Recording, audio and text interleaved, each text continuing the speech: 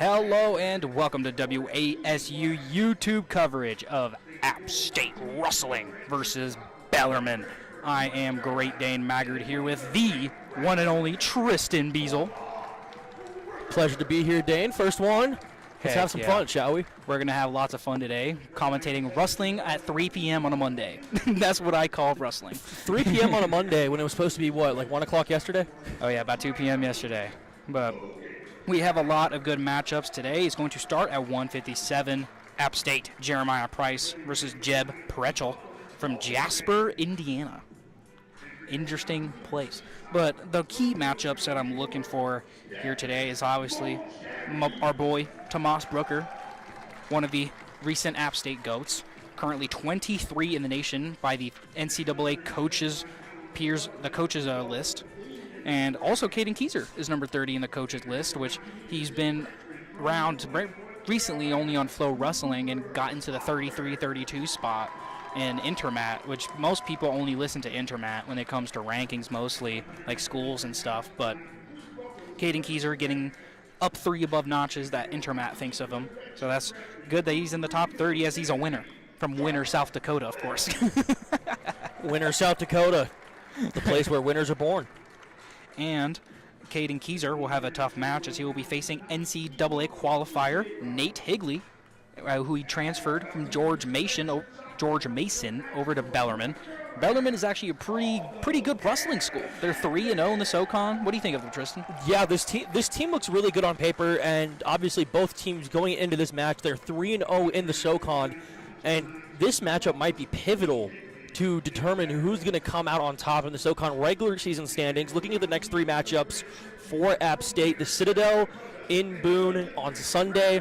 Then we are at Davidson, at Chattanooga, and then we close the season against Gardner-Webb. This matchup right here with both teams 3-0 and both teams facing Gardner-Webb, the Citadel, and Chattanooga in their last 3 matchups, again, just very pivotal to see who's coming out on top in the SoCon regular season standings. Obviously, when you get to the tournament in Asheville, it's a completely different story. But for the regular season, this might determine who comes out on top with that trophy. Exactly.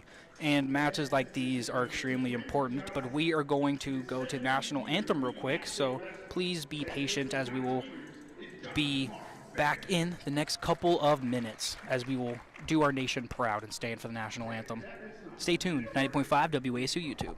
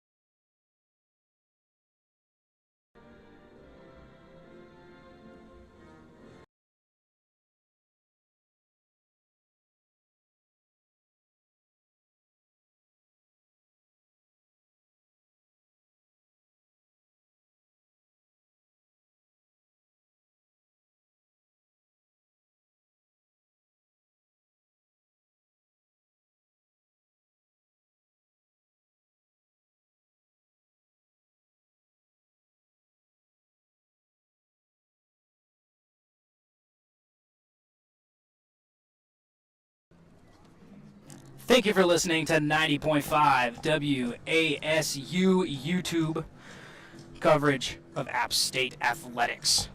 Wrestling versus Bellarmine. Bellarmine is 3-0 in the SoCon. And guess what? So is App State. Today's going to be a good match, Tristan. I mean, like, without a shadow of a doubt, this is going to be an excellent matchup. And if I could see the match notes real quick. Thank you, Dane. Stephen Malchery, again, he's the guy that everyone comes to see. Tomas Brooker, Caden Keyser as well. And for Bellarmine as well, I mean, both teams, again, on paper, as even as you could possibly get in the SoCon. And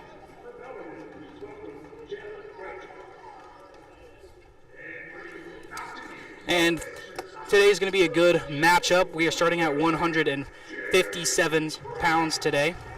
As Caden Keyser, Jeremiah Price versus Jeb Pretchel. Jeb Pretchel is going to have a great matchup against the aggressive Jeremiah Price. Both men start off extremely aggressive, just batting in there, and Jeremiah Price absolutely clawing his way at that neck. Absolutely, and trying to get the neck control off the start of the match here. But both guys circling outside towards the mat here. I really want to see these guys get to work in the center of the mat, though. And Jeb Pretchel has a 2-on-1. Price trying to fight out of it, trying to circle around, but Pretchel can't get too close to that near leg of his. But Price almost out of bounds. Being strategic, as if Pretchel does get anything, he's out of bounds and will start back neutral, for example. But that is a situation where you get yourself out of bounds to try and be strategical, but you almost had a 2 there by throwing him away, but you're out of bounds and have to start back neutral. Exactly, and for Pretchel, he definitely had the control here in that scramble right before he went out of bounds as the headgear went off. And both men in the tie-up.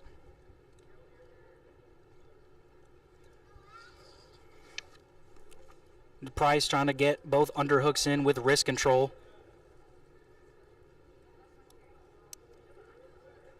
Again, it's just strength versus strength here early on. Both out of bounds, trying to hustle through, and it goes out of bounds. Both men will start back neutral. Nothing is happening yet. 0-0, a minute and 48 at 157. Price trying to stay low, but so is Pretchel. Both going the tie-up. Price has a little bit of wrist control, but lets it go and separates. See, I like that. I like that they're going for the tie-up here, though. But look at Pretchel right here. Go for that inside leg here. And Price gets the 3 here at 90.5 WASU. And Price has the first points of the match, starting that riding time clock. And he's just going to sit on here and rhyme as much as he can. Watch for that outside wrist there of Pretchel, though, trying to sweep and get on top. And Price trying to work on top, but Pretchel also needs to get moving. Even though Price has both legs in, it is hard for him to bottom to move. This is an easy stall situation, as you need to build up if you're on bottom. He's got the perfect triangle here on the bottom of the left leg there on Pretchel, though, and he could just sit here and ride him out the entire time. Sit here and ride it out and keep working on top and let him gain stalling points. But Jeremiah Price trying to do, getting one leg to be higher than the other so it can be easier to lift and get some back points. He tried to do a reverse crawl face, but Price is just putting his hands up in frustration, like he's not really doing anything. Where's the stalling points? But Pretchel is still kind of working. He's moving them legs, trying to wiggle his hips out. But they get a red stalling call, and there'll be 1 point to Jeremiah Price. And if you don't know stalling, you get one warning, which is 1 point, another warning, which is another point, then one more warning, which is 2 points, and then you're disqualified from the entire match. And refs do not like to see stalling. They like to see some action as the first period is done. And again, though, Pretchel, he came out with the advantage, but Jeremiah Price, once he got that outside leg and just took him down, he was able to just sit on him the entire match, and Pretchel just couldn't do anything. Yeah, Pretchel couldn't really do much. And as you have both legs in, and it's hard to move with, your guy on top has both legs in, can't move your hips. You can only have your upper body to work with, and the guy who's on top is working your upper body to try to get you to lift. So it's a rough situation, and you're going to get calls stalling on you. Jeremiah Price immediately breaks down Jeb Pretchel. Pretchel got up almost immediately, and Price took his butt down. Yep, and again, Price can just be content here, riding him out for this entire match. And if Pretchel can't do anything, Price is just going to ride it out. And Price is taking control of his post-up arm, so he's just basically dragging like a seal now. Absolutely, and you see a little bit of this in jiu-jitsu as well. When you give up the back, You're definitely trying to get, as he's looking for a cradle here, it looks like. In jiu-jitsu, you really have to be able to control your opponent's body to get the submission chokes you want. Same strategy applies here in wrestling as well.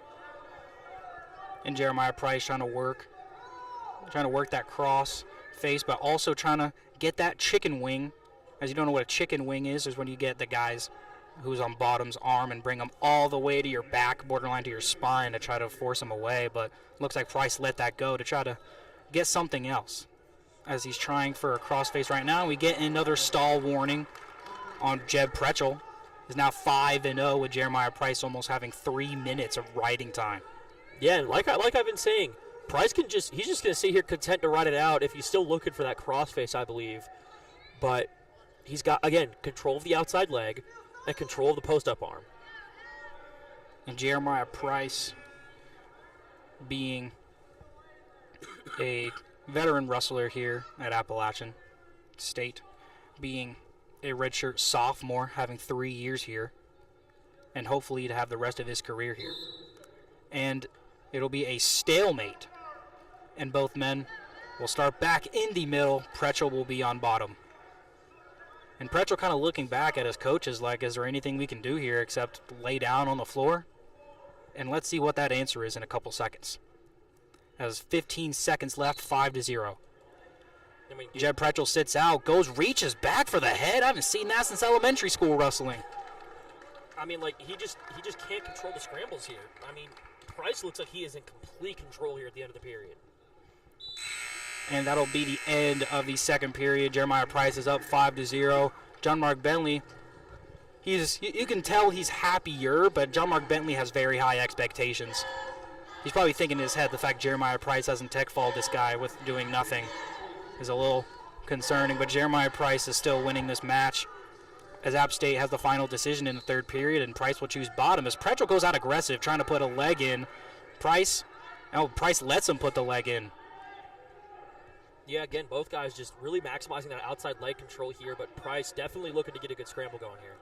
And Pretchel using his own leg to wrap the body control of Price as Price lets go of that leg and pushes it out, but Price is being yelled at by Bentley to go.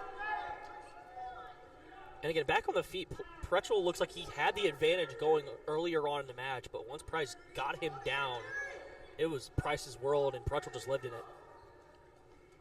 And Price tries to go for a little bit of a shot, but not good. Price is now 6-0, a minute 15 remaining in this match. Price leading by 6 with 3 minutes of riding time. If you're just joining us now, WASU, I'm Great Dane Maggard here with Tristan Biesel. App State's Jeremiah Price is up 6-0 against Bellarmine's Jeb Pretchel. In the final minute of this match, Price has 3 minutes of riding time against Jeb Pretchel. And both men are in the middle, pushing each other, trying to get some wrist control happening. Price goes for an outside single leg, but it doesn't work. Pretchel gets his own ankle leg. Bellarmine's coaches telling him to work as this last minute, it's all or nothing. I mean, look at Pretchel here trying to control that outside leg of Price here as well, trying to initiate a get up here, but Price is just going to ride him right here. With 40 seconds left, Pretchel goes under the leg, and they'll call a stalemate as Bellarmine's Jeb Pretchel had his last hope there taken away. I mean, if you're Jeb Pretchel here, you got 35 seconds to try and get something on the board here. With Coach Bentley screaming, "Come on, Jerry." Even though Jeremiah Price is up 6-0, you can still see the disappointment on John Mark Bentley's face. He has high expectations for this team. He's got high expectations for this team, and I mean, Jeremiah Price did what he could, but John Mark Bentley knows that he could get more out of him. And both men are neutral as John Mark Bentley literally screams, "Come on, Jerry, let's work." And start back, and Jeb Pretchel goes for an outside single. Price going in between the legs for a tie. He goes directly across, goes for the other ankle, and pushes Jeb Pretchel in the shoulder with his foot.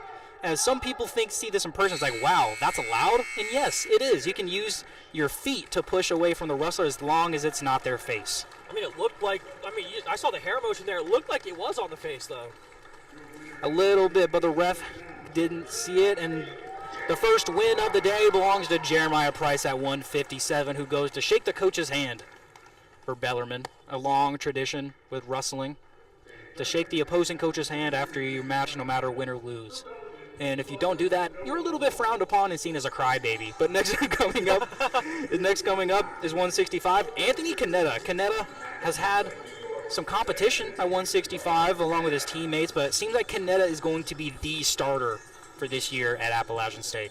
Absolutely. I mean, the competition early on in the season was definitely there, but excuse me, Canetta definitely came into his own as the season came on, and he's getting ready to go here.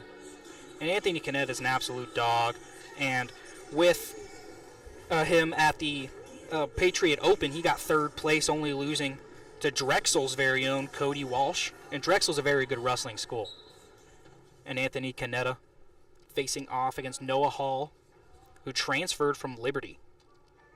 Look at this collar and elbow. Look at this tie up here. I mean, it's just like both guys not giving an inch here so far. Canetta has the tie-in, trying to snap down, but Hall grabbing both elbows of Canetta. Kind of hard for that snap down to go. Both men separate. Canetta tries to take that advantage, goes for a double leg, but doesn't work, separates. Hall pushing the head of Canetta. This is a tactic to tick off wrestlers and try to get them to do something, as that's pressure on their head. Yeah, I mean, if Canetta can just try and snap down here, I mean, you just got to work. And you can hear a pin drop here in Varsity Gym as they can get loud and quiet within seconds. And Canetta having the underhook here in his left arm and having the overhook on his right. Both men have an underhook here. It's just who can do it well. And the referee going, yep, he guess let's work, and 5 seconds later, it's a stalling call and it's a stalemate. Or not stalling, a stalemate, and both men will start in the middle. A minute 50 remaining in this first period. Has the inside tie, Canetta having two inside ties. Goes for a power snap, but still doesn't work. Hall being resistant to be snapped down. I mean, Canetta's going to have to try something different here. I mean, Hall can sit in this collar tie as long as he wants to. And if Canetta can just drop down and see if he can sweep that leg, get down to his element. Canetta's in the tie-up, having an underhook with his left arm. John Mark Bentley, a man of few words in regular days, but when it's a wrestling match, he knows exactly what to say. And we got stalling on another Bellarmine wrestler. Where have I seen that before? And Noah Hall. No points have been given, just a regular stalling warning. Canetta has the front headlock.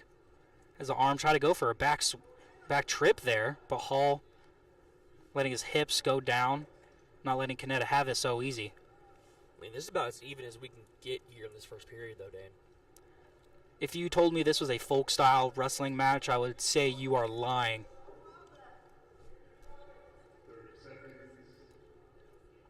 In 30 seconds time, no wrestler has scored. Hall has the tie-up, and Canetta trying to have many shot attempts here. High crotch to outside single to ankle trip within the tie-up. Man's trying everything to get a takedown. And with 10 seconds left in the first period, I don't believe no points are going to be scored here. And do wrestlers' curse happen? Canetta almost goes for a trip as PJ Hall almost goes for the same thing. 2 seconds left. So with 5 seconds left, both of them decide in the tie-up to finally go for some points for some last second. And 2 minutes. Both men just stand in the middle with 2 seconds and just let the period go out. And for a change, when Bellarmine is given the decision, they did not defer to go to App State. They just chose. It's like, nope, we're going bottom. As that is pretty uncommon to see in wrestling. Well, let's see if Canetta can get to work here, though. And another Bellarmine wrestler going straight back into the wrestler. I'm pretty surprised by this because this is something that is not taught. Like, when I was learning how to wrestle in middle school, if you sit out and reach back, you're going to get benched. Like, you're going to get yelled at by your coach. Yeah, you're just going to get put right on that pine right next to your coach. And Noah Hall looks at the time as Canetta has about 30 seconds of riding time now. Canetta trying to get Hall's left arm push in his armpit to try to lift. And as he's driving. PJ Hall turns back around against the leg. Will PJ Hall escape out of this? Canetta's going to have to go right back to work here. I mean, he got the advantage, and with 51 seconds of riding time, Bellarmine's going to score a point here. And Canetta being down 1 due to that escape point. If he only had 9 seconds left, he would also at the end of the match get a point if this is a low scoring. But Canetta's going to have to work to have that safety points as he has the underhook and tries to go for a cross single. I mean, this apart from the escape point, this has been a very evenly matched contest so far. 30 seconds left in this match.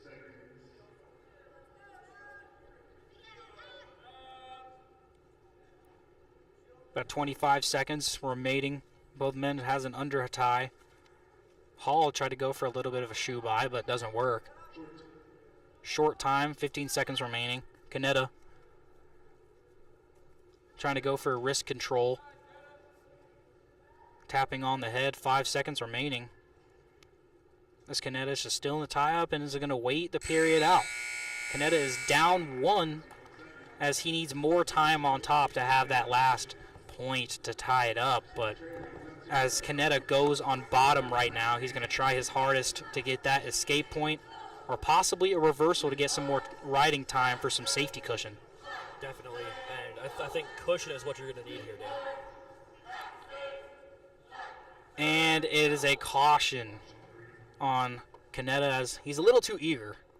And he went straight for the reversal, so that's kind of disappointing. He went straight to the sit-out to try to get a reversal, but he sees, stands up and bridges and gets out. And Hall didn't really fight to not let him go, as he says, yeah, I'm down to tie up. As Hall thinks he's pretty confident scoring another point, but Canetta is trying to lower that confidence. And for Canetta here, he just dipped low right there, but these two have been as evenly matched as you can get when you're standing on the feet. And Bentley screaming, get off him, as he gets that 3. Anthony Canetta goes for that outside double leg.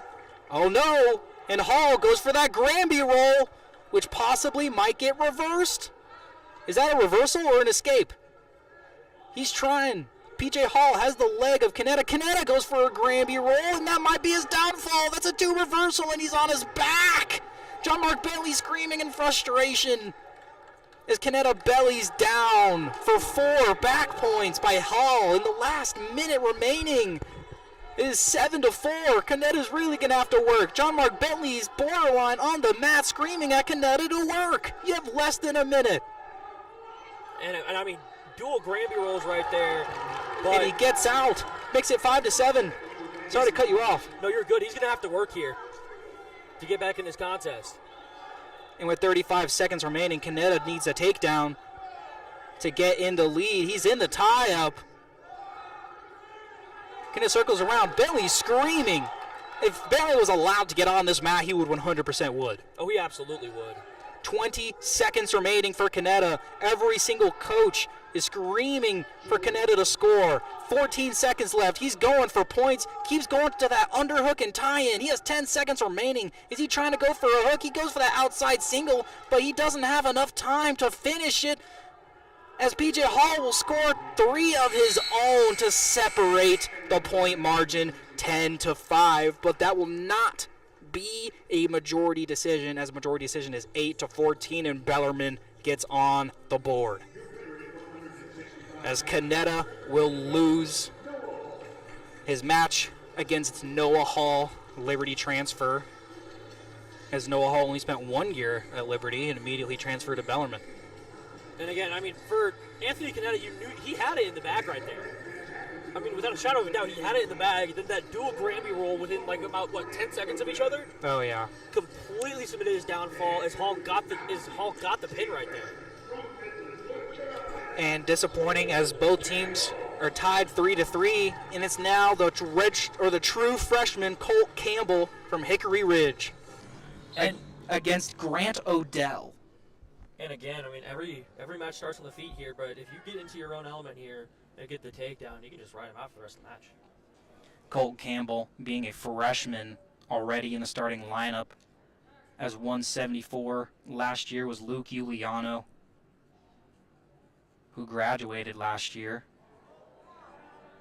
But Colt Campbell having a great start to the season, getting 4 wins at the Southern Scuffle.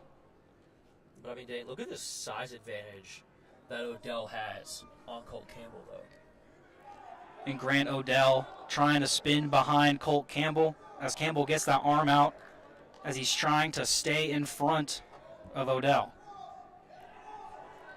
Odell pushing up on that head with the head and arm, trying to circle around, but Campbell, with a lot of fight in him, not letting that leg go by and staying in front of Odell. 2 minutes remaining in this first period. 174, Colt Campbell versus Grant Odell. And for Colt Campbell here, he's got to watch that outside arm here. He's got it hooked on the outside leg here, or the inside rather, excuse me, as they go back into the tie-up. And Colt Campbell separates as Grant Odell gets an outside single. Colt has that whizzer. The Bellarmine side trying to call a 3 for some reason. But Colt Campbell has that whizzer, trying to get out of it, staying in front. Campbell still has that whizzer in the leg that Odell is trying to finish him with. Tries to go for a trip. Grant circles around trying, but Colt Campbell still has that whizzer, trying his hardest to not let Grant Odell get behind him, and he eventually just has to let go. I mean, he had the whizzer in for as long as he could. He just had to let it go. It is 3-0 with 1 minute remaining. Colt Campbell gets the escape point to make it 3-1. Campbell, both in the tie-up, having an inside tie with his right hand. Colt Campbell's on the offensive, pushing Grant Odell back against the out-of-bounds section. They haven't gone out of bounds yet, as there's 30 seconds remaining. And we have stalling, and they might challenge it. They have that brick ready, as the head coach for Bellarmine is very mad. They're very close to throwing that brick. They might throw it when the period ends in about 10 seconds. Yeah, definitely. And that is a stalling warning, no point given. But the next one will be a point if there is any stalling warning. That is the end of the second period, making it 3-1. And Bellarmine having the decision. And they're having that brick ready. But they ultimately decide to not throw the brick out. If I was Bellarmine, I absolutely would throw the brick out. You got nothing to lose here early on in the contest. And 3-1. And we have a caution on red as Grant Odell started a little bit too early before the wrestlers, for the referee's whistle. Whiffle? Yes, the referee's whistle. The Wesselwee's whiffle. And Colt Campbell will start on top in the third period. Grant Odell trying his hardest to get up. And Colt Campbell gets a mat return on Grant. Campbell puts in a leg. Goes for the cross arm. I think Odell's just trying to get out of bounds here. And if he does go out of, and they do go out of bounds, go to the middle, as Colt will start on bottom. Colt Campbell for Appalachian State will start on top, as Grant Odell will start on bottom.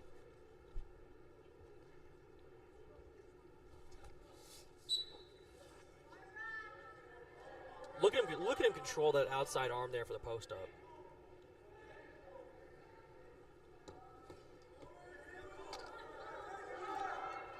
And Campbell not letting Grant get that escape, trying to get him back down, and he does. But Grant sitting down as we have hands tied call, and that'll be a green stall on Colt Campbell for Appalachian State. And Will Miller assuring Campbell as the main person giving advice for a quick second was Will Miller. Shout out Will Miller. And the head coach for Bellarmine going almost out on the middle of the mat. But the referee's assuring him that everything will be fine. A minute remaining in the second period.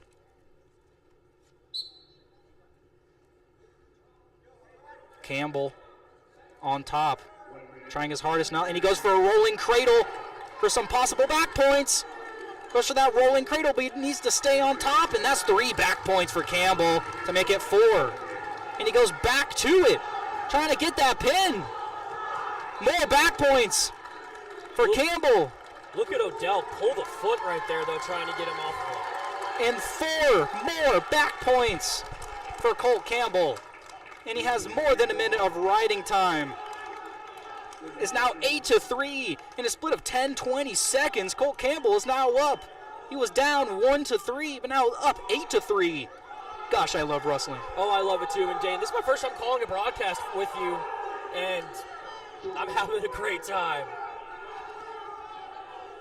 And Campbell staying on top for the remainder remaining, and we get another stall on Bellarmine. And Grant Odell now having a point given to Colt Campbell. And Colt has a minute 46, not letting a minute pass. He goes immediately to the down position, not allowing Grant to have a bit of breathing. Exactly. Great strategic move there by Colt Campbell. And I saw a little bit of a false start there, but the ref clearly did it. And Colt Campbell will sit out, trying to escape as Grant Odell will stay on top. And he lets him go as Grant will ultimately need a pin at this point. And he gets that outside single. Goes for the outside single, and we have a little bit of back, and we get that 3 from Colt Campbell, the true freshman, rising to the occasion. It's now 13-3, a minute 35 of riding time. And I mean, what a story for this true freshman, Colt Campbell. This kid is an absolute dog, and he's not giving Grant Odell a chance to breathe at all. And we see, as the fans in the crowd call for stalling, as I believe if he gets called for one more stalling point, I believe he will get 2 points, because I believe he's had already 2 to 3 stalling warnings at this point. And the ref trying his hardest. He's looking for it. He's looking to see if Grant is working, and Grant's head is on the ground. He's not working. I would have called the stalling about 5 seconds ago, but that is just me. And he's not working here at all. 50 seconds remaining, and that's another call, and that's another stalling warning, and that's 1 point given. 40 seconds remaining, 14-3. Colt needs some back points if he's going to have a tech fall here, as I assume that's what he's going to go for. 14-3. If Colt Campbell wants some more points, which he might get some soon, as more people in the crowd are calling for stalling. Multiple people raising their fists up in the air, and that's more. That's 2 points more for stalling. And 15 seconds left. If he's called stalling one more time, he might get disqualified. 15-3. I mean, will the referee let this match ride out? He's probably going to let it ride out, but Odell has not worked in the past 45 seconds. Colt Campbell has been absolutely dominant this match. And 16-3, Colt Campbell being extremely humble, waits in the middle, no showboating, no flexing. He's just, nope, I'm letting my game talk. Winning 16-3. They gave him an extra point. It was 17-3. Oh, 17-3. Give him another stalling warning, I bet. And John Mark Bentley extremely happy with his prospect in his first year racking up a ton of wins. I mean, you see the entire staff get up. John Mark Bentley, Randall Diaby, Paul Bianchi, Hunter Shaw, and Will Miller all get up. They understand what they just saw as we get ready for the 184 matchup. And 184 is exciting as the team score will go to 7-3 with that majority decision from Colt Campbell, making it a 4-point on the team. And the man, the myth, the legend, Tomas Brooker at 184 is here as he wrestles Gavin Ricketts, transfer from Cleveland State. And Tomas, you can already see he's much taller than Ricketts. Absolutely. That height advantage is going to come into play here very quickly on. He has one of the largest wingspans of anyone that I have seen in person. Oh, no, without a shadow of a doubt. He's got that outside leg here. And already a takedown in 20 seconds for Tomas Brooker. Goes for a mat return. But Grant Ricketts not allowing it to happen as Tomas goes for a trip instead of a mat return. And goes for another trip as Ricketts goes out of bounds. And John Mark Bentley saying to resort to the instead of going to the regular mat return, to go inside the legs for an outside high crotch and return him that way. I mean, it is an absolute pleasure to see Tomas Brooker work here so far. It was great to see Tomas back wrestling after a season-ending injury last year into the first duel against Duke. He's controlling that inside leg here, trying to get control of the back here. And Tomas goes back to the mat with Ricketts as his 3-0. Tomas Brooker for App State up 3. A minute 50 remaining in this first period.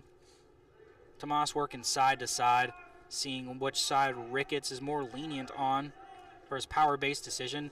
And a mat return against Ricketts. Tomas trying to work. And for Tomas Brooker here, I mean, Ricketts might push him out of bounds here, but Tomas Brooker getting ready to bring him back in here as they separate. And Tomas will let him out, and Ricketts will have that escape point, making it 3-1. Ricketts goes for a little bit of an arm drag, but weird to go for an arm drag against someone who has arms twice the size as yours. No, absolutely. You're never going to win that. You're never going to win that. And with about a minute remaining in this first period, as Tomas tries to get more points and pushing back and forth as Ricketts has a little bit of wrist control. But Tomas says, you got wrist control, I got leg control. And he goes to the single leg and goes to the double. Nothing given just yet as Ricketts has held on to Tomas's leg.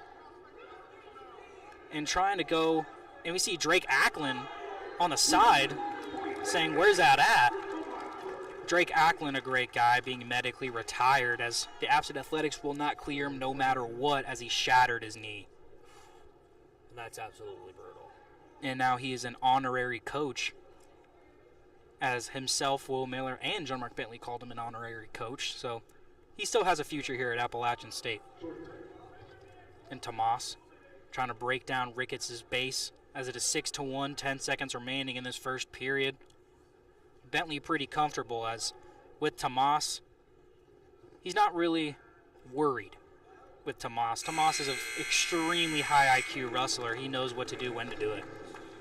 I mean, you just look at this guy and Tomas Brooker. His arms are almost near his knees. Oh yeah. With Tomas having a huge wingspan. And I like how Tomas started the neutral. Most men go for 1 foot in front, 1 foot in back, but he goes straight single perpendicular lines as he gets another 3 takedown. Easy as rice for Tomas Brooker. 9-1. The 2 minutes of riding time against Gavin Ricketts of Bellarmine. I mean, that was about as easy as Sunday morning gets right here, Dane. As varsity gym is one of the most quietest spots on campus when a wrestler is wrestling. But boy, do they pop when these boys get to work. And Tomas, I believe, to let him up would be extremely close, as it is now 9-2. Tomas going back in that tie-up, but separates. Ricketts initiates the tie-ups this time. I mean, Tomas, he really needs to look for this inside trip here. He's got the arm span to do it. He's going to drag him down to the mat. And he gets that blast double for another takedown, made it 12-2, a 10-point lead with 50 seconds left in the second period. Will this match go to the third period? And trying to get a stalling call, as that's an escape point for Ricketts. but no stalling is given. I mean, Tomas Booker, excuse me, he's completely in the driver's seat. And goes to another takedown, making it 15-3, Tomas Brooker. Gets another. He needs one more takedown or possibly some back points. A 5-point difference between a majority decision, or a 1-point difference between a majority decision and a tech fall. And with matches like this where it's Bellarmine, where every match is going to be close, that every point matters. 2 minutes remaining in this match as Gavin Ricketts a little unsure of whose decision it was. He thought it was Tomas on bottom, but nope, you're on bottom. And he starts, Ricketts explodes, immediately trying to get that escape point, but Tomas not trying to let it happen.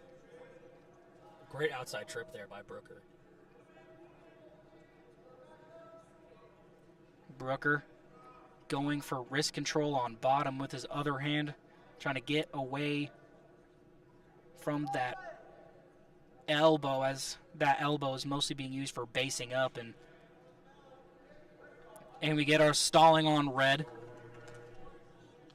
And with 3 minutes and 45 seconds of riding time in this match. And John Mark Bentley telling Brooker to come off his hip and let him get on top to his base so Moore is open. And will Brooker let him go? And wow! He got that. Ricketts almost gets a reversal, but Tomas defends it. He got to that leg so quick.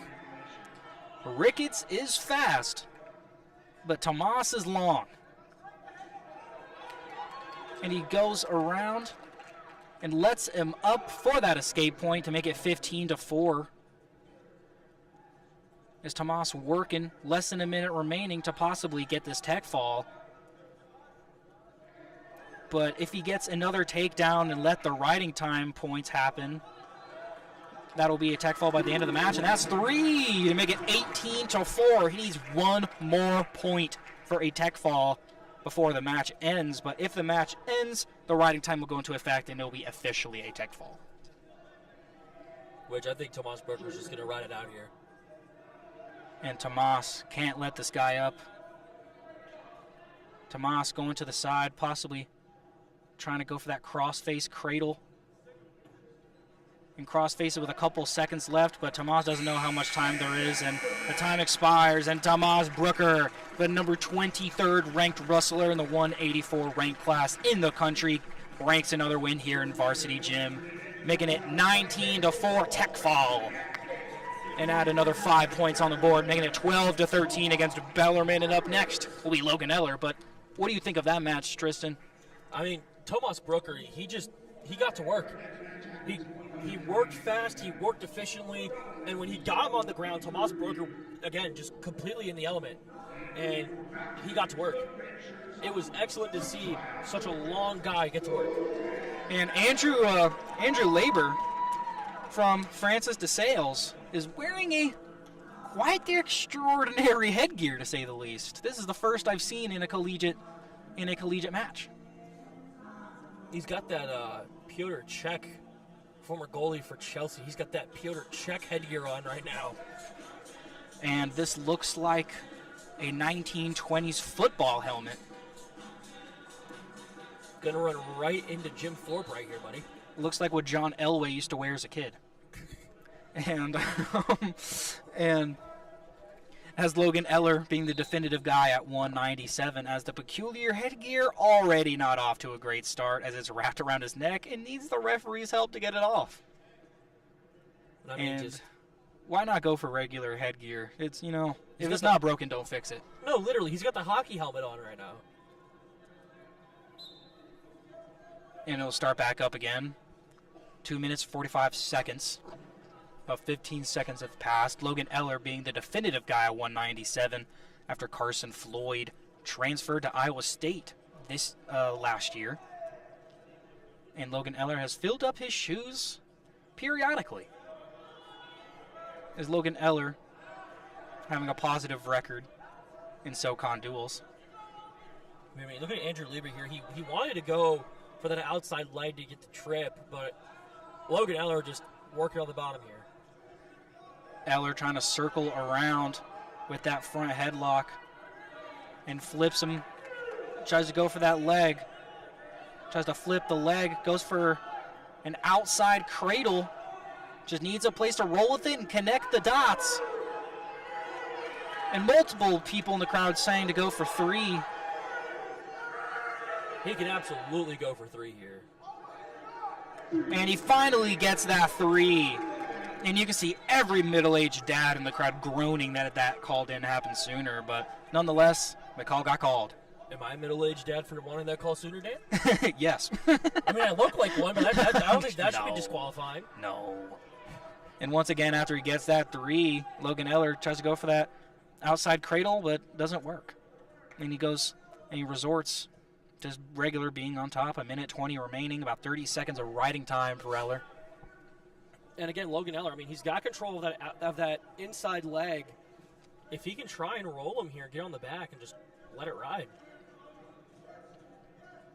And Eller still on top, having the control of Lieber's left wrist, but kind of cranking down on the hand, not letting much separation happen.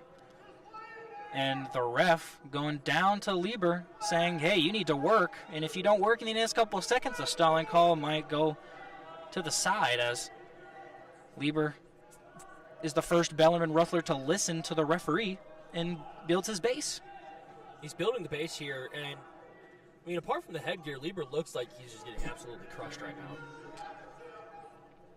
And Eller on top, with John Mark Bentley saying to go inside the elbow. Let's just put this into perspective. Logan Eller has spent half of this match, of this first period, on top and in riding time. With John Mark Bentley saying to get his leg down and go inside the elbow, but both men will just wait for the time to expire. As it is 3-0 with 1:47 of riding time for Eller. And App State defers to Bellarmine for the second period decision. And what will they choose? And they choose top.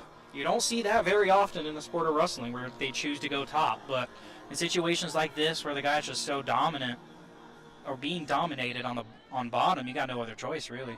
No, absolutely. I mean, Eller fighting the hands here. He's going to try and get him up. Well, there it is. And Eller trying to circle back around and lifting the leg. Lifting Lieber's leg as Eller trying to get that reversal. He needs to crossface and separate his leg from Eller. And John Mark Bentley saying the same thing. Saying to circle around and crossface. But Lieber having a very tight gripped here. And I'm hesitant to see if the official will call a stalemate, as it looks like that's what Lieber is hoping for, and it'll be a stalemate. John Mark Bentley's disappointed, as that was very close, and Lieber was going for a stalemate, and that's what happened. And Eller will start back on bottom.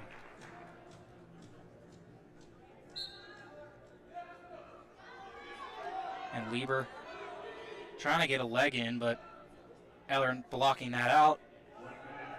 But circles back around, gets his leg in. Oh, that's nasty. As Lieber cranking back the arm, the left arm of Logan Eller. And they're going to call it potentially dangerous on it, as many people in the crowd are screaming at Logan Eller to get to his feet. Exactly, but I mean, when you're cranking on that arm like that, you almost look like a little bit of a Kimura lock there, but potentially dangerous in the world of wrestling. as for a split, and he's going for this same exact move he went for the potentially dangerous in. And for the same move to go for the potentially dangerous, and the ref is saying straight to him and saying, I'm not letting that allow. And Bellarmine kind of frustrated with the call. But I mean, John Mark Bentley, he was just screaming at Logan Eller to get on his feet. And Eller on bottom. Hesitant to see why Lieber is not trying for any points here. He's trying for his best on top, but there's only so much you can do with the hard defense, the bottom defense of Eller. In short time,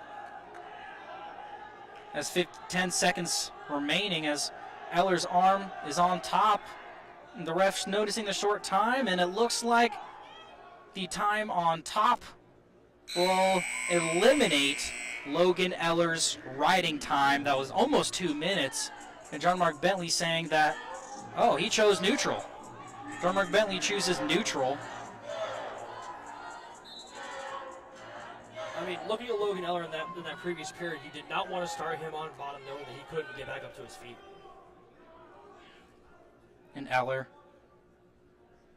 trying to see an opening, but also needs to have good takedown defense here, as Lieber will also be working for a takedown of his own to tie up this match. I mean, if you're Andrew Lieber here, that's what you have to shoot for here. You have to shoot for the tie in the match here and get that takedown against a very game Logan Eller. Logan Eller has the underhook on his right arm. And Eller on the outside going for wrist control. And we see a fireman's from Lieber. But Eller has that whizzer. And they go for the 3 from Logan Eller to make it 6. I'm surprised that wasn't a reversal, but to have a reversal, you need to have full possession of the takedown, but he did not. And Logan Eller will be trying to avoid Lieber. And Dane, that shot through the challenge brick right there as soon as that 3 was called. And they go for the challenge brick, as that is a reversal too. And they're trying to get the referee's attention for the brick, and none of them are looking at it. And one ref finally notices it as he points to it, as it is 6-2. And Eller trying to circle back around, about 20 seconds left. Eller trying to break Lieber's grip.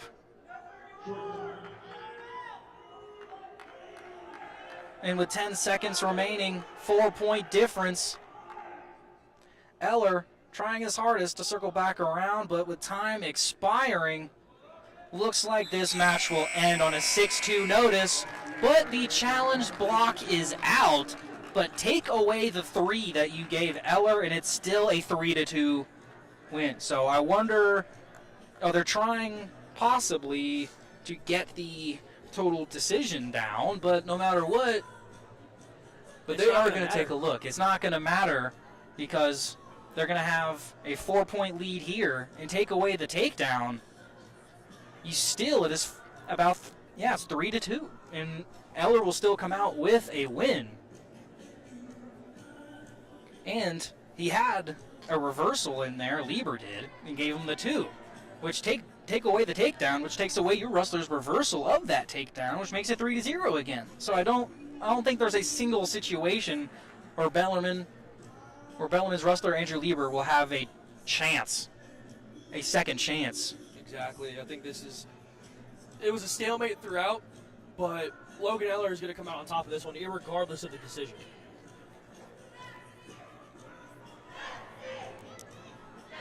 And cheerleaders screaming App State as Logan Eller awaits his decision, and Kiambi giving him some advice, and the 3-point takedown will still be there after the reversal. And no matter the decision there, Logan Eller would have won. It just matter the difference in points. And Eller will go to shake hands with Bellarmine's coach, and that will be the intermission. App State leads 15-3 against the second in the SoCon, App State being first. And Tristan, what have you seen from this App State squad so far into this first half? So, I mean, what I've seen in this first half of this App State squad is willingness to work the bottom.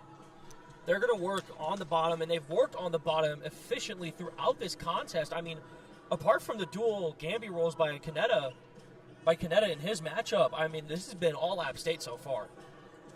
And the next match being the heavyweight GOAT here in the high country, being Stefan Moncherie from Middletown, New York, having a record of 15-6 this season, and being 8-2 in duels overall.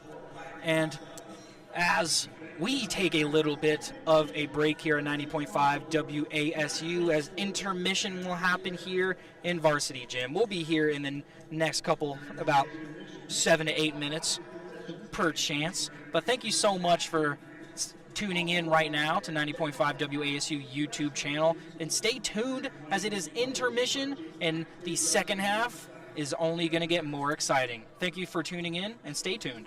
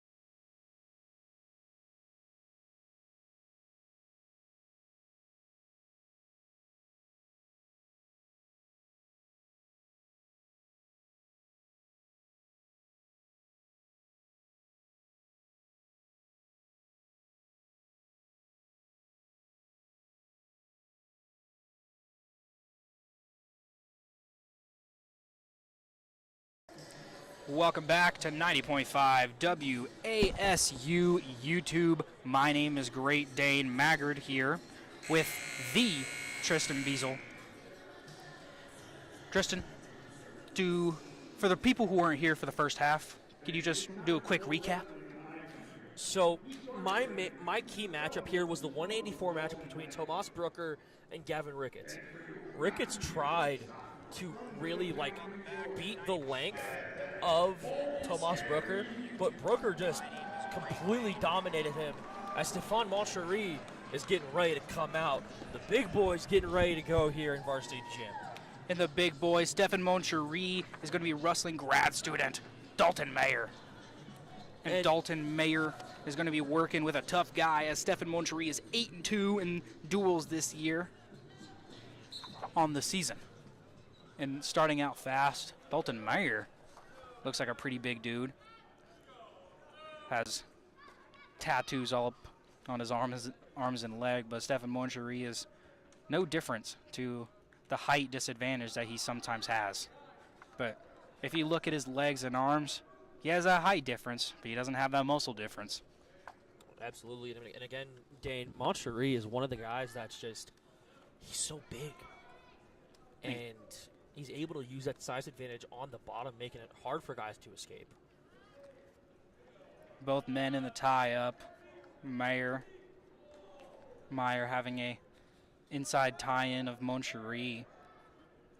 And with Stefan Moncherie, with certain matches, depends on the day, but most times, about 7 times out of 10, the first period for him is kind of like a waiting period. He kind of sees what his opponent has, what they can do, what's their reflexes, and as soon as the second period starts, he's going for that finish. Absolutely. I mean, it's all gas, no brakes. And I mean, he uses this first period to really feel a guy out, feel where Moncherie can get the advantage at, as he looks for a single here, does Dalton Mayer. And Mayer gets a takedown on Stefan Moncherie. Moncherie down 3-0. Moncherie trying to build his base, but Mayer working that crossface, trying to go for that crossface cradle. But Moncherie on bottom, trying to separate the hands, basing up. Goes back on his back legs, but Mayer flattening back out again. And with this matches in the heavier weights, John Mark Bentley, he's still active, but he mostly lets Randall Diabe do the talking. Absolutely. Again, just larger guys being able to talk to other larger gentlemen here and being able to guide them through the matches here. And we have a stalling call on Moncherie. No Moncherie, points given. To work. No points given. Dalton Mayer having a minute now in riding time, as Moncherie's down 3-0.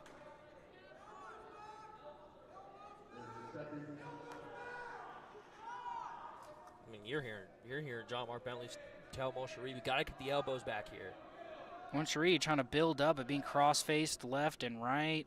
Wonder if another stalling call might get called on him here, as Mayer tries to work that wrist control. And Bentley trying to tell Moncherie to knee slide within these 5 seconds to try to get an escape point, but it looks like the time will expire. And a period for Moncherie that's been his worst first period in quite a while, as Dalton Mayer puts up quite a fight as he is up 3-0. But Moncherie's going to need to work. What about you, Tristan?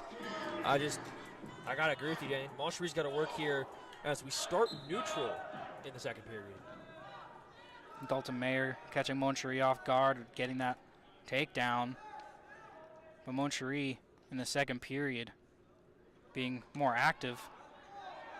Gets a takedown. And now Moncherie trying to circle around, get that 3, but also at the same time trying to flip Dalton over. But Dalton having that leg for dear life. But can he hold on to Stefan Moncherie's legs for much longer? Moncherie trying to circle around. Referee saying nothing. Moncherie just trying to flatten him out and separate. But I guess they're trying to go for a stalemate call. But Moncherie trying to flip him, trying to get his leg out. Will the referee call a stalemate? And it looks like that's exactly what's going to happen. And John Mark Bentley praising Moncherie after that takedown defense, after takedown offense, saying great offense. Big boys working, tapping on each other's heads. Moncherie almost had the takedown, but Myers' hands. And Moncherie didn't really go for a shot. He kind of just went down and grabbed it. But Meyer doesn't let it happen. Second period, goes for the blast double, and the big boy is here in Varsity Gym as a takedown to tie up the match for Moncherie is here. And again, Moncherie here, he's got to get back to work here. He's on bottom. He's got to ride him here. He's got to take down the riding time for Bellarmine here in this matchup. And 30 seconds remaining in this matchup, or in this second period. 3-3. Moncherie trying to get down that riding time, as if Moncherie stays on top for the rest of the period, that riding time is away. And Moncherie trying to go for some back points with the chin, trying to break down the shoulder, but not going to let it happen. 10 seconds left. Mayer trying to get some last second escape points, but Moncherie staying on top, not letting him get up. In the second period is Stefan Moncherie's, but the final period is where it's all decided. Dalton Meyer a little exhausted. He looks gassed. And Meyer looked like he tried everything in that first period to get that takedown. But Stefan having the advantage that Appalachian State has, they will choose bottom. And Moncherie will try to get an escape point to hopefully be on top in his mind.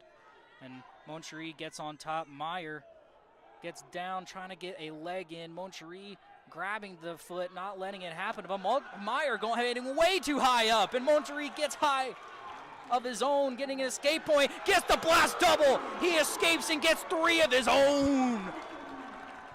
And again, just an excellent job by Moncherie there to escape and not let Dalton Meyer breathe. He went from escape immediately to a blast double. And Dalton Meyer having quick success in the first period, but hasn't had any offensive points yet since then. Moncherie going for the power half, but says nope, goes for the cross face and flips over. Meyer staying on bottom. Trying to build a base here, but Moncherie not letting this guy breathe. And we see a couple fists up in the crowd, but I don't agree with them as Meyer is trying to build up, but when you have a guy as big as Stefan Moncherie on your back, not really much you can do. I mean, for guys who weigh in 285, if they rehydrate, they're about as big as 300-pounders.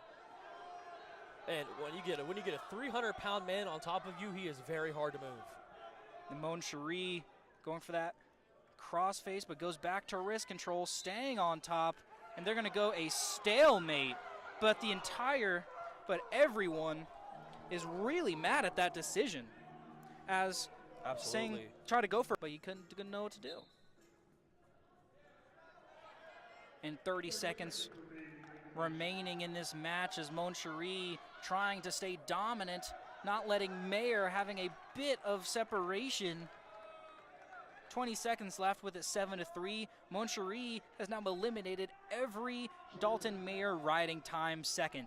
Now having his own in about 30 seconds worth of riding time, but not enough to get a point. Moncherie up 7-3. 5 seconds left, and it looks like Stefan Moncherie will get another win here in Varsity Gym after being down the first period 3-0. He goes to the middle, nonchalant, shakes hands with Dalton Meyer, and goes straight back to the locker room. You rarely see a smile on his face.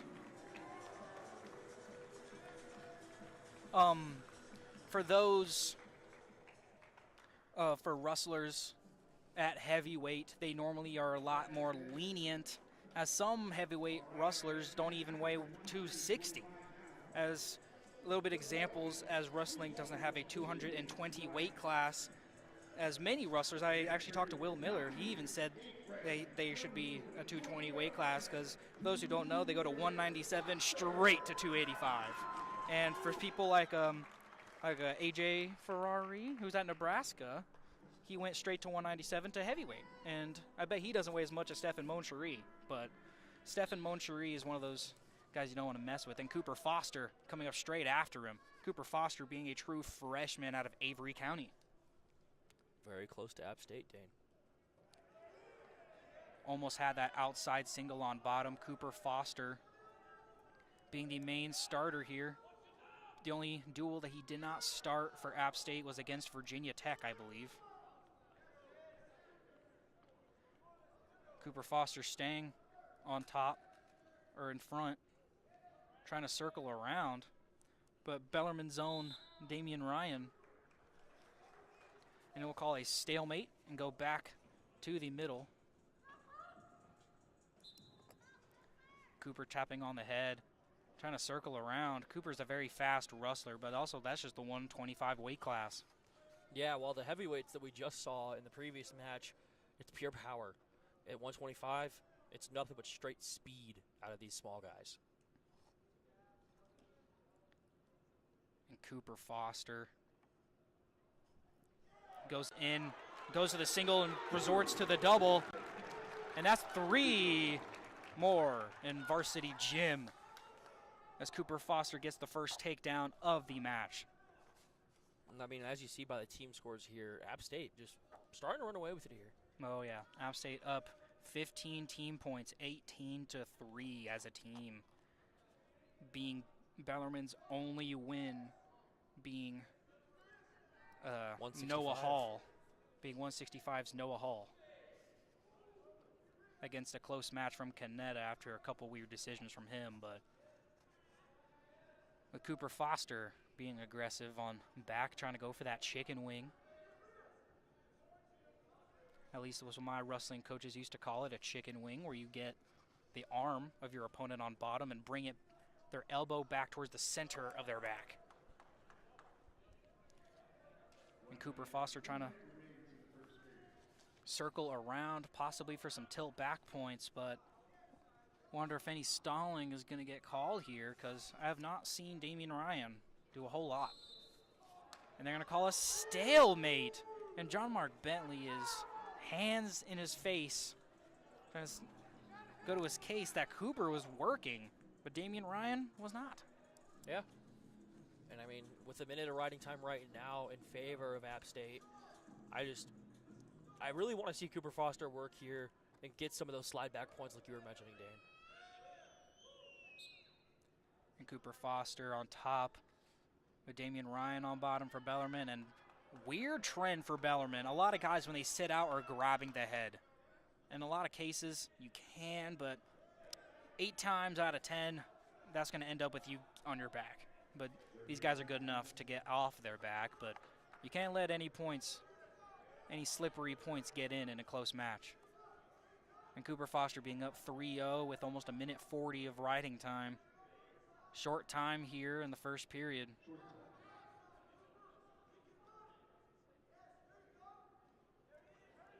Working that arm, but lets it go.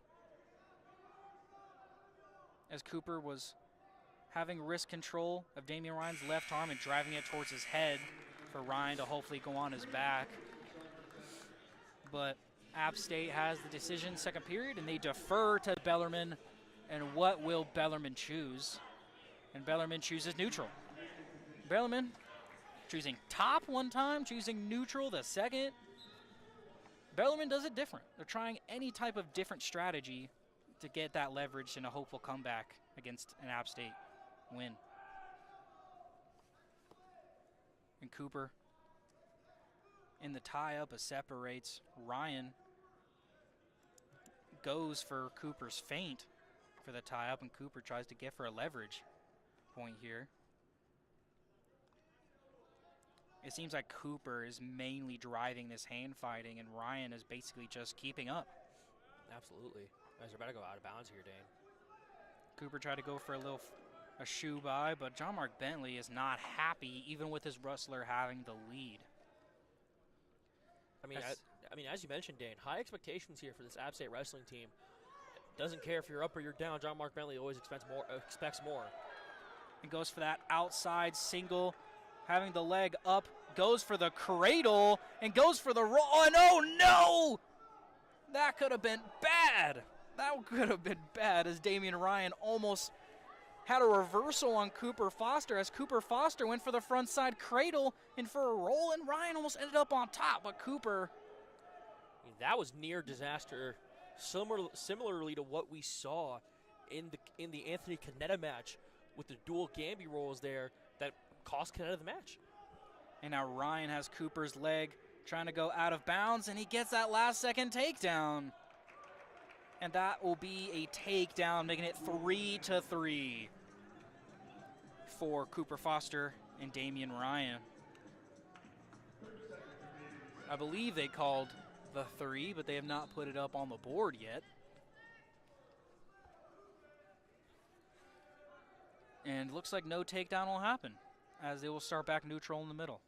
I swear I saw a 3 from the referee's hand in red, but both men just in the tie-up. Short time here. 5 seconds left. Cooper going for some feints, trying to see what Damian Ryan is going for.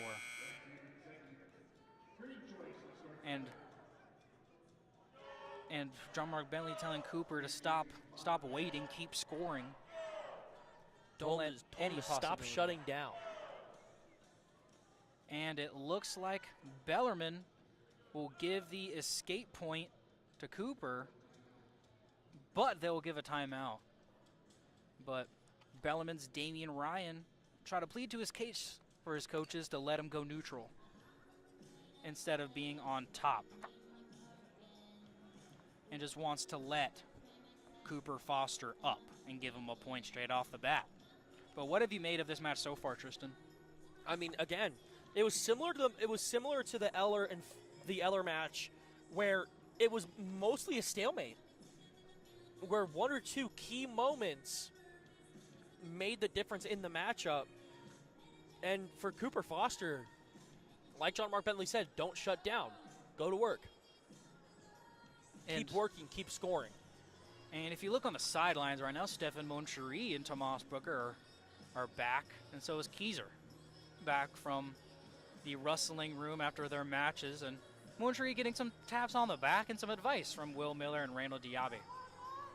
And the blood time is over, and it looks like Bellarmine's coaches did not let him have the case to let him up immediately and give him the point straight off the bat, and says, nope, you're going to be on top as this is your only case to get some points. And Cooper Foster sits out and gets that escape point and is now neutral. Cooper in between the legs of Ryan. Ryan having the last second chance not get taken down again by Foster. And he's really going to have to poke that head out here, Dane. I think that just get another escape point. Keep scoring. Don't sit here as the stalemate is called. Both men will start back out on neutral. Cooper Foster up 4-0, having a 1-point cushion if Damian Ryan has a takedown. But in 125 matches, a cushion isn't enough. You need a whole couch. Exactly. With Cooper Foster, goes for the outside single once again. I saw he wanted to go for that cradle again, but after almost ending up on his back that first time, he hesitates. Damian Ryan goes for the whizzer. Cooper Foster trips, goes for the cradle, but John Mark Bentley just saying, stop going for that cradle and go back and get your points. Exactly. I mean, not listening to the advice, not scoring. However, and Cooper trying to stay in bounds with this cradle. As Bentley trying to advise him, he lets go of that head and tries to go behind, but Ryan still has that whizzer. And Cooper has that leg, trying his hardest to not let Damian Ryan go out of bounds, and Ryan goes for the head and arm for a quick second. And irregardless of what happens in this matchup here, Cooper Foster's going to get that extra point for riding time. Exactly, as Cooper Foster has a minute 50, and Cooper Foster doing the get over here, but not really working that much. Dragged him a little back, but as Cooper Foster looks at his opponent on the ground in a little bit of I'm better than you way. There's a way that's like you're not humble, but there's a way that you're being being confident and humble. Just looking down, just you're on the bottom, you're not working nothing on me. 10 seconds left, 4-0. If Ryan wants to have any type of win in this match, but it looks like he's defeated as he's just hand fighting till the time ends out as Foster tries to go for another takedown. And Damian Ryan looks disappointed, but didn't work in those last 10 minutes where he could have possibly had a chance happen. But Cooper Foster will get another win here in Varsity Gym, making it 5-0, and his record in duels now being even at 5-5. Yep, and with that 5-0 decision, it's going to put the Mountaineers up 21-3. And I've had a couple discussions with Trey about this. And with App State winning so many SoCon titles, should they move to a higher conference like the ACC with Virginia Tech and Duke and all that? Or is the SoCon their home? Let them be in the SoCon. The SoCon is their home. I mean, if you look at their record this season against against ACC schools and West Virginia, they lost 31-12. They kept it up against State though. They lost by 17 points there. And then you look at Duke, they beat Duke. But then you look at Virginia Tech, they lost 39-0. So it's one of those where you could, but the SoCon should be your home. Oh yeah. And the next match, 133 Jarvis Little up against Trace Ekman. And Jarvis's little brother committed about a month ago to App State Wrestling. So it looks like we'll have a dynasty of Littles here. Call it the Little Dynasty, if you will. Oh, yeah. Little but big.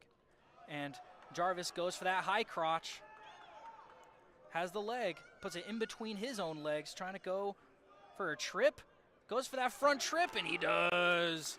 Gets that 3 to make Jarvis Little up 3-0.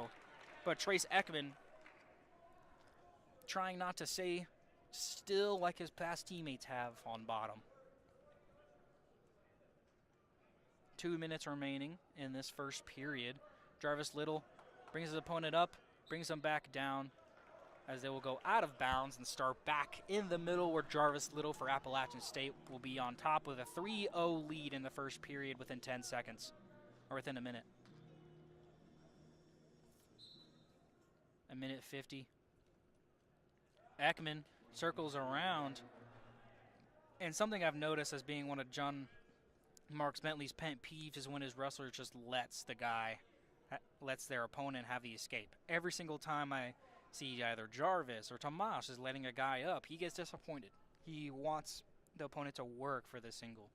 And you letting the guy go being an absolute last defense to get some more points. And Jarvis in front of Ekman.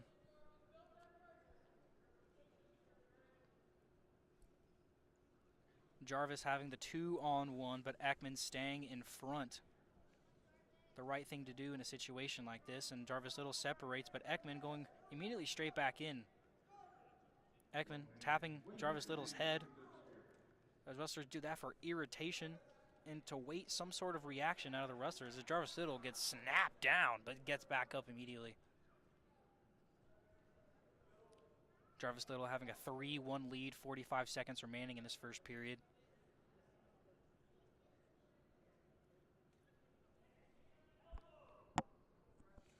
And just, again, I mean, just hearing the collar tie up here, I mean, just Jarvis Little, he got the takedown from neutral. He's got to be able to get back to work here as he's fighting the hands here, as he has the outside tie. Little trying to work, 20 seconds left by Ekman. If he wants to get in the lead, which Ekman's basically only just head tapping and going for feints, which he might be going for a last-second shot attempt to get some last-second points, but doesn't really look. Yep, he does. He goes for a last-second shot, but doesn't get it. As Jarvis leading 3-1, as Bellarmine gets the decision and they choose bottom. And Bellarmine, the story of the day here is just they've gone top, they've gone bottom, they've gone neutral. It's just nothing seems to be going their way. And we get a caution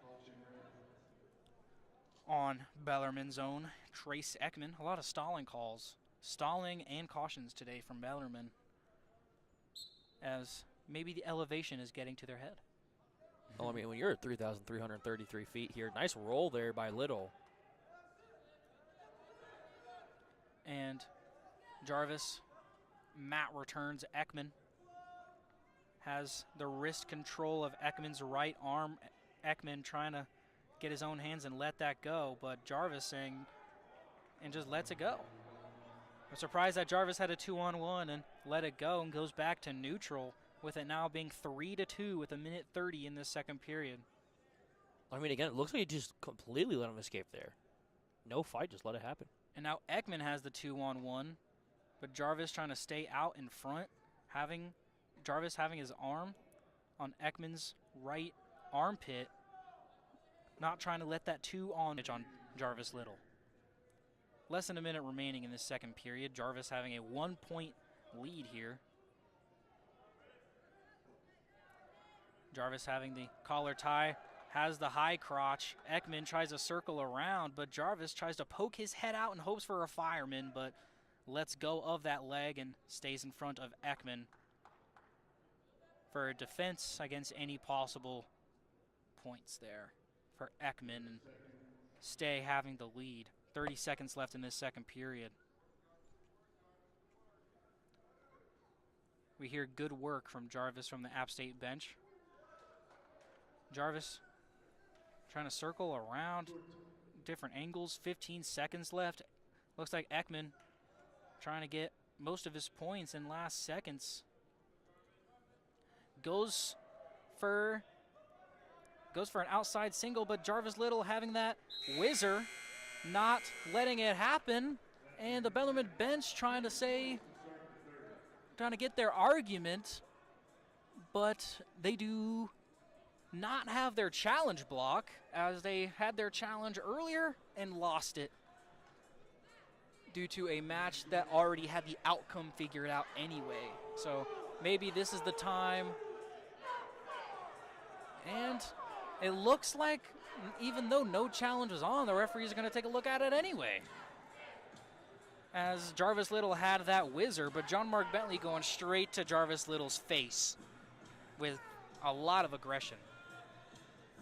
What do you see here, Tristan, with that last call there?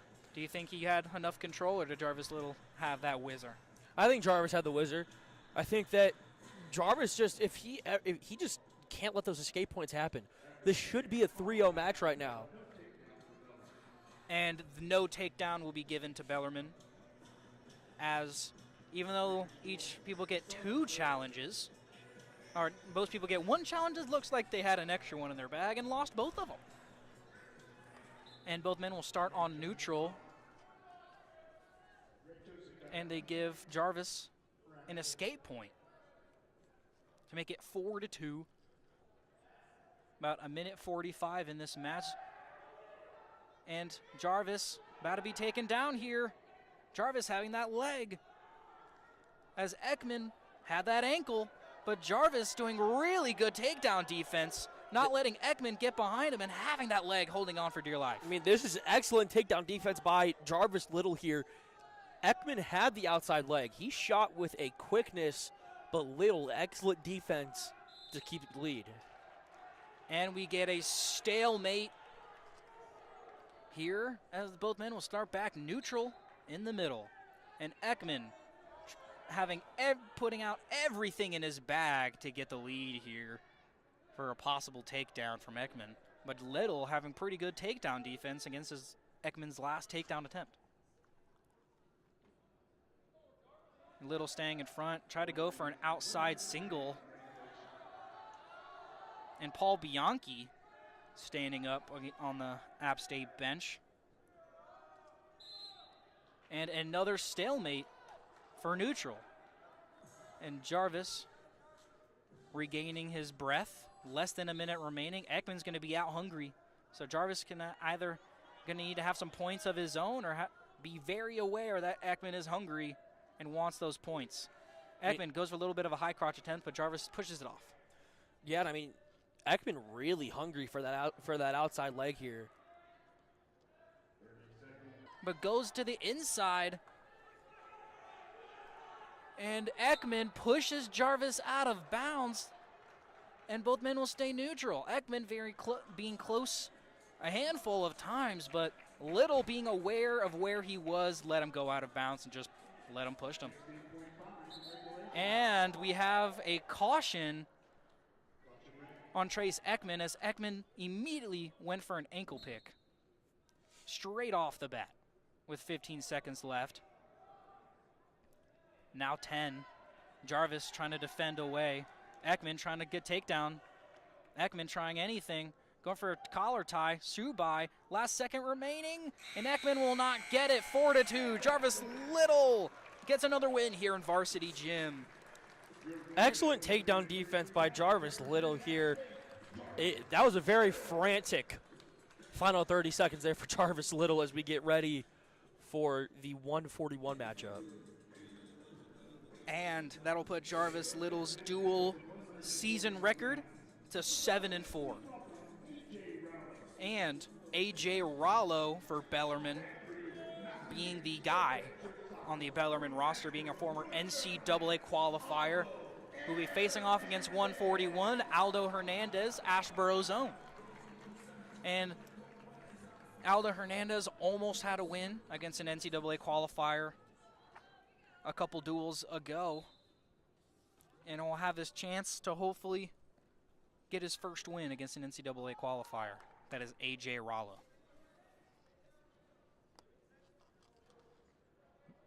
Staying in front of each other. Aldo letting his right arm hang as a possible last-second defense, as most wrestlers will sometimes let their which arm who's in front, or which leg is in front, and their arm to that side all the way down their arm, just in case that wrestler has a takedown.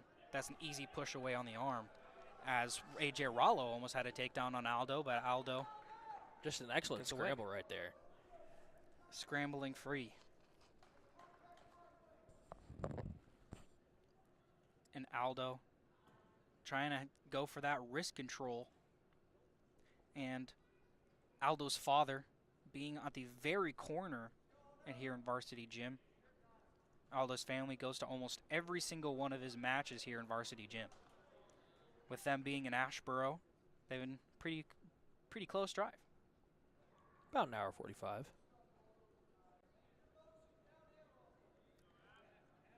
And Aldo staying in front. In the collar tie.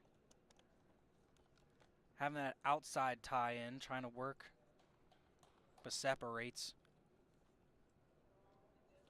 A.J. Rollo trying to see what Hernandez is up to. Mostly just letting Aldo work, but on the offensive, out Rollo. Almost has the 2-on-1, but separates.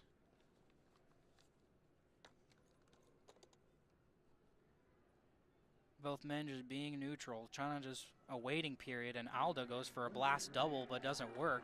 Goes for that headlock and pushes away, circles around, and John Mark Bentley supports that movement that Aldo's doing, staying fast, not letting A.J. Rollo predict what Aldo's going to do next. You could hear a pin drop inside of Varsity Gym right now, Dane.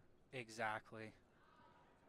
30 seconds left in this first period of this 141 matchup of Aldo Hernandez versus A.J. Rollo, former NCAA qualifier.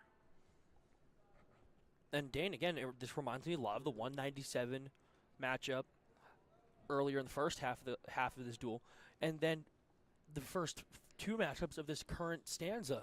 It's just feeling each other out in the first period, and then just getting straight to work.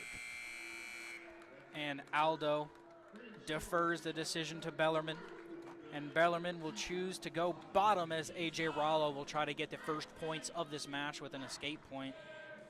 And Aldo will be trying not to let that happen as he tries to flatten out Rollo. Tries to put in a leg, Rollo trying anything to get that tie up.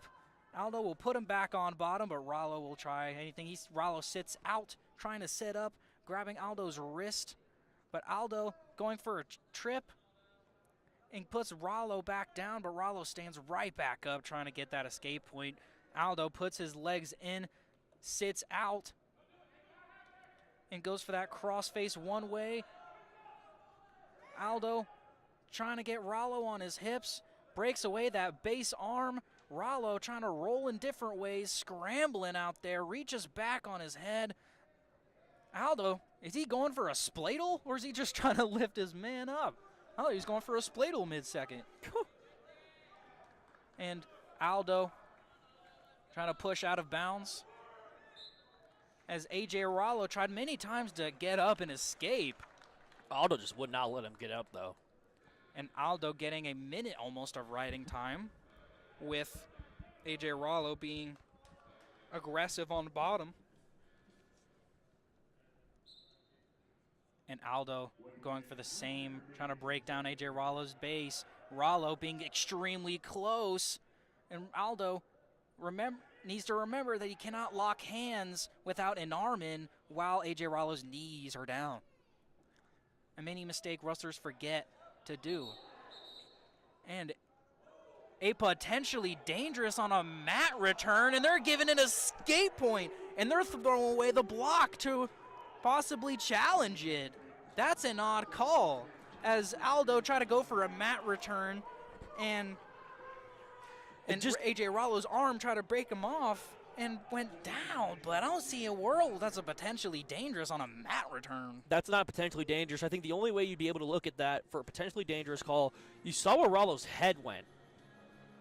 It almost looked like he got pile driven to the ground rather than just return to the mat. And I think that might be the only reason.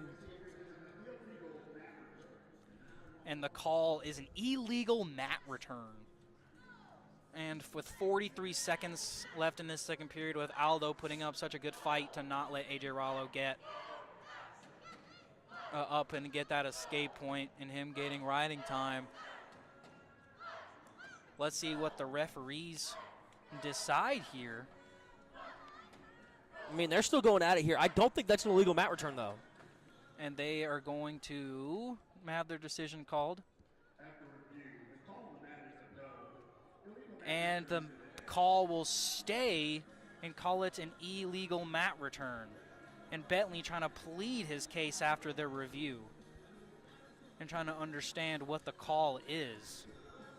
But Aldo not really agreeing with it either, but he can't talk and letting Bentley do most of the talking. I mean, John Mark is not happy with that. I don't think that was an illegal mat return. And with it being 24-3 as a team score, A.J. Rollo trying to widen that difference. Aldo still not trying to let A.J. Rollo up, gaining the riding time. A.J. Rollo might have been given an escape point, but Aldo is trying to get that cradle. And a little bit hesitant to get those back points, as Aldo Hernandez's dad was pleading to the referee right beside him. Those men go out of bounds, as Aldo Hernandez is doing great work on top to not let A.J. Rollo get a bit of separation for that extra escape point to make it 2-0. 12 seconds remaining in this period. Aldo trying his hardest to not let A.J. Rollo up. Goes for the mat return. 3, 2, 1, and no escape point for A.J. Rollo today in the second period. But after a controversial illegal mat return, it is a 1-0 lead, and instead of going on bottom to get that escape point, Aldo is going to try to get that takedown. He's going to try and get that takedown, Dane, but hear me out. Barring A.J. Rollo getting a minute of riding time, he's not going to get the point back for riding time. Aldo Hernandez has 2 minutes exactly of riding time. He has a whole period of riding time. So if Aldo Hernandez can get a takedown here, that'll put him up 4-1. And Aldo trying to look at his choices, as every decision right now is important to his career.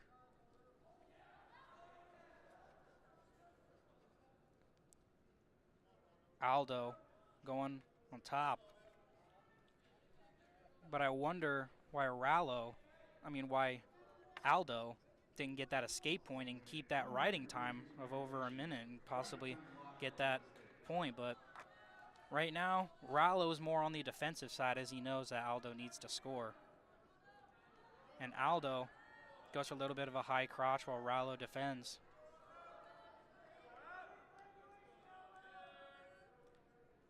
.40 seconds left in this match. Aldo is going to need to work. Gets that double leg, resorts to the outside single. Rallo has that whizzer, goes for the Granby roll.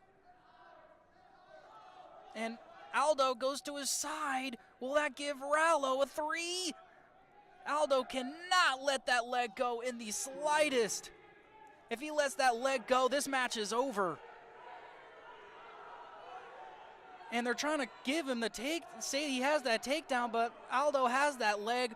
3, 2, 1, and the leg is still there. And that is 1 point given to Aldo. And we're going to go to overtime here in Varsity Gym. Now, if you were Aldo Hernandez there, Dane, you definitely should have tried and scored a takedown here. And a little bit of a talk between the referee and the scorer's table. But Aldo's going to go to overtime with NCAA qualifier A.J. Rallo.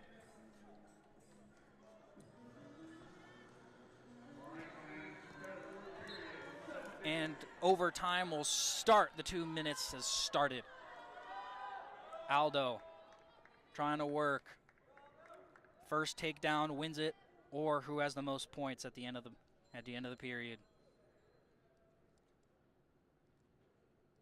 Aldo having the wrist of Rallo. Rallo tries to go for an outside single. Aldo trying to defend, go for a single of his own. Both men separate and go to the collar tie. Rallo goes for a single and tries to go in. And the Varsity Gym crowd screaming, stalling. But a minute 30 remaining in overtime. Rallo goes for a takedown attempt, but Aldo stuffs it. Aldo has that 2-on-1 underhook, but lets it go. Aldo working in the middle, letting his options be in front of him. Rallo mostly just going for feints and seeing what Aldo's doing.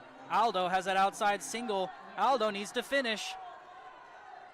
Rallo has that whizzer, and Rallo twirls back around and possibly could have had the takedown, and that's 3, and overtime is over in a tough match between Aldo Hernandez and A.J. Rallo, former NCAA qualifier. And A.J. Rallo winning his match in overtime, going to the bench now and giving a kiss to the crowd while his team is down 24-6. I mean, you're really sitting here taunting when you're down 24-6 in a match that you really shouldn't have won in the first place. I mean, come on, guy. And that's a little distasteful there, as we've seen many wrestlers in modern day do that, along with AJ Ferrari, who won his heavyweight match while his team lost the duel. But a singular win for yourself is good, but you got to read the message of the room. And the last match of the day will be 149, number 30 ranked wrestler in the nation at 149, Caden Keyser, App State, versus Nate Higley, another NCAA qualifier. Keyser goes out strong, and Higley trying to match his intensity. And Keyser being right on the outskirts of the rankings, needs every single win to have his ranking higher and higher. One loss can mean you're out. And Kieser has the single leg deep in there, and he lets it go.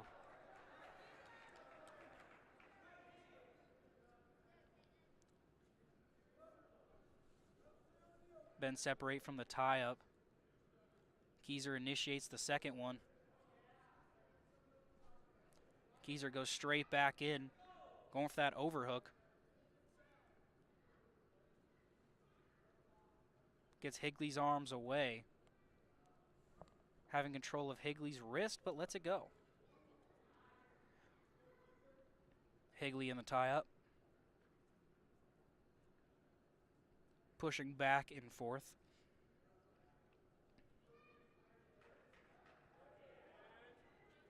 And Higley trying to work while Kieser kind of just out-muscling him right now, but Higley trying to match that intensity with any way he can. And again, just when the match starts neutral here, it just seems that App State has the advantage on being able to get to the takedowns and get to bottom. And Kieser having that outside cradle, trying to go around to 3. He's trying to get that 3, but also go for that cradle for some back points. Goes for the cradle, has the takedown. He's super close, and he has that cradle in. There's back points. And there's 4 back points on the ground to make it 7-0. As Kieser tries to go to the separate side that his back's not on, tries to flatten him out. Going for the pin. Will he get there? And he gets the pin! Caden Kieser gets the first period pin against former NCAA qualifier Nate Higley. And Caden Kieser's a dog. Caden Kieser in and out in 2 minutes. And after the showboating coming from A.J. Rollo, Caden Kieser says, I'm going to get your boy who's an NCAA qualifier in less than 2 minutes. He got in there, made quick work of Nate Higley there, and this match day wasn't close at all. App State showing that they are the favorites for not just the regular season SoCon championship, but for the SoCon tournament championship as well, looking to send 3 guys to the NCAA tournament, and Moncherie, Tomas Brooker, and Caden Kieser. And everybody, in this case, especially Caden Kieser, trying to push his way, as last year, I believe he got 3rd in SoCon, and with his weight class being so competitive, along with Luke Giuliano, who got runner-up SoCon champion and still didn't qualify for the NCAA qualifier. Caden Kieser is trying any means possible for his case to be an NCAA qualifier, as this year he's really gone up a notch, being 30 in the country at his weight class, and everybody in Varsity Gym is celebrating the 30-6 team win against the number 2 in SoCon, Bellarmine, as Bellarmine is now 3-1 as App State hands them, with a firm handshake, their first loss in the SoCon. A rather firm handshake and a rather dominant performance here by App State. A guy I want to highlight, obviously Caden Kieser, sending the crowd home happy in the last match of the day, but also Jarvis Little for his takedown defense in a very frantic 133 matchup against Trace Ekman.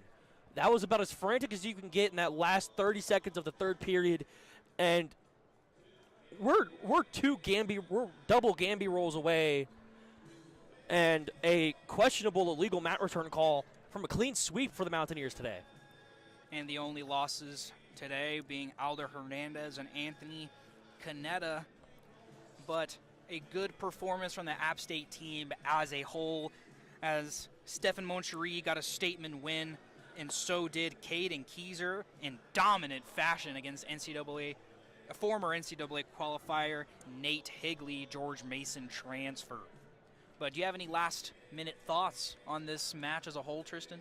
I mean, this match as a whole just solidified that App State is the best wrestling team in the SoCon. I think that's just without a shadow of a doubt what we saw today. I think that looking at, apart from the 2 losses and 2 very questionable losses, this team is firing on all cylinders when you need to. But again, a guy I want to highlight, Caden Keyser, saw what AJ Rollo did and said, you know what? I'm going to put your boy out. I'm going to get him out of here. Get that man out of here. He got him out of here. And excellent first day on the job for me calling wrestling, Dane. Heck yeah. A great day. Thank you so much for Tristan Biesel for being out here in Varsity Gym. Yes, sir. It's a pleasure. Wrestling, being out of the comfort zone, but I think it's now wrestling's in your comfort zone, boy. Oh, dude. I mean, as I was telling you during the intermission, just being able to take what I know from a jiu-jitsu side and more of like the UFC MMA style and being able to learn and translate that here, just excellent day. Excellent day as the Mountaineers win 30-6 and lead the SoCon undefeated 4-0 as App State makes their case to be the first seed in the SoCon Conference. But thank you so much for tuning in to WASU YouTube coverage of App State wrestling versus Bellarmine. And make sure to tune in the next broadcast where me and Trey Blake will be commentating the Citadel. And if you don't know the Citadel is a military school, and boy, do those guys work. And it'll be They're barely a tough military match. school, Dane. Don't, dude. The SoCon's I'm filled trying to with hype the. up, man. I'm Hey, trying to dude, hype up. they're filled. They're the two. The Citadel and VMI are the two wrestling school are the two schools in the SoCon that are military academies, but they're not connected after you graduate. You don't have to serve. The military institutions that aren't military institutions, but we're going to come in here to Varsity Gym on Sunday and we're going to smoke them out the door. Oh, yeah, and I'll be knocking on wood. But the App State Mountaineers will face off against the Citadel next weekend. And thank you so much for tuning in to WASU Presents App State Wrestling versus Bellarmine. I've been great, Dane Maggard. I've been Tristan Biesel. And thank you for listening, and follow 90.5 WASU on Instagram and WASU.sports on Instagram. Stay tuned for more updates regarding